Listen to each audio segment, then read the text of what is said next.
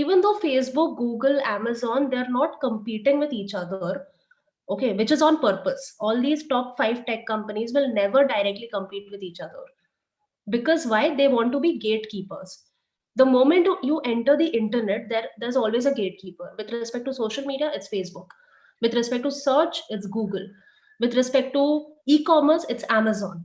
With respect to mobile phones, and probably now Apple is obviously diversifying, it's Apple has the highest market share. So all these, and Microsoft has been having an unprecedented market share with respect to computer products. Okay, but with respect to all these areas by which you enter the internet, each one of these companies is a gatekeeper. Okay, so strategically they have placed themselves in such a manner that, boss, from any place a consumer enters, we are going to regulate their entire usage of the internet. From the very beginning, the moment you step onto Google Chrome, your entire usage is governed by Google, be it as a consumer or be it as a business person. You practically, and me including, we have no chance of any kind of, let's say, bargain or any kind of understanding with Google.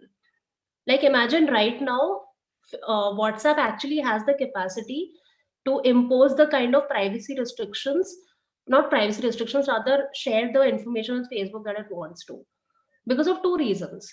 WhatsApp is obviously combined with Facebook now. So, on a legal side, they totally can because they are the same company now.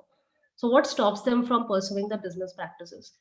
And secondly, WhatsApp knows, I wouldn't say WhatsApp, it's Facebook now. Facebook knows the kind of dependency what people have on WhatsApp right now.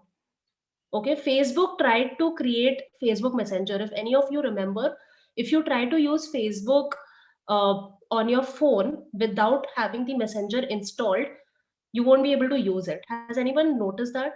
Have you guys ever questioned it? That why that is so? If you have now, I think that has changed very recently. But up till now, if you have a Facebook app on your phone, you cannot access their Messenger system unless you download Messenger. That was a very big policy of Facebook because Facebook wanted that people should download their apps to the phone. That is the kind of tie up thing they were imposing on people. But people also did not really care about that because we had WhatsApp. Okay, and this is pre 2014 when Facebook had not acquired WhatsApp. I'm taking you guys to the time to which is pre the WhatsApp acquisition, just to show you the kind of power Facebook has exerted in the past. Okay, two things. This was the first thing, the social messenger app. Facebook wanted to be a beast in all respect, not only with respect to social media, but also on the cell phones. On desktop, Facebook had gained its market share. Everybody was using Facebook. But Facebook wanted to be on phones as well. And there Facebook saw that, oh no, there's WhatsApp as a huge competitor. Uske wajah se people are not downloading my messenger and it is not getting famous. You know what should we do? Just pick up WhatsApp. And like, it wasn't such an easy decision. Obviously, they tried to bargain very hard with WhatsApp. And now, if you actually follow the litigations that are happening in the US, there are actual text messages with the founder of WhatsApp to show that if you do not collaborate with me, then I'll pretty much take you off the map. Those are the kind of threats that have gone. I mean, obviously, this is subject to being proven, but this is the background behind how WhatsApp got acquired by Facebook for $1 billion. This was the first roadblock that Facebook removed. The second roadblock came in the form of Instagram. Facebook wanted to create a photo sharing app, and there was Instagram having most of the market share.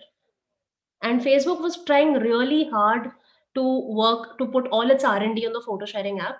And over there, their heads of divisions had to take that financial call that you really want to spend all your R&D on creating a competitor to Instagram and spending so much time on like just to fight Instagram when you can just buy off Instagram, maybe paying double the money, but that's fine.